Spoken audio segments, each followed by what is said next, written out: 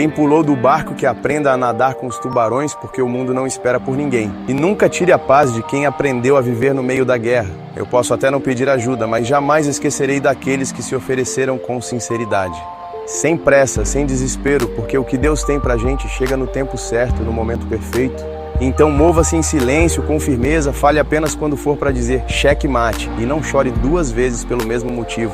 Esteja tão focado em evoluir, crescer e se tornar melhor que não sobre tempo para cuidar da vida dos outros, porque no fim, ninguém entende o seu caminho melhor do que você. E lembre-se, vão te chamar de louco até você fazer acontecer. E quando acontecer, o que antes era loucura se transforma em pura genialidade. Acredite em você, siga firme, confiante e deixe que o resultado fale por si, mostrando a todos a força da sua determinação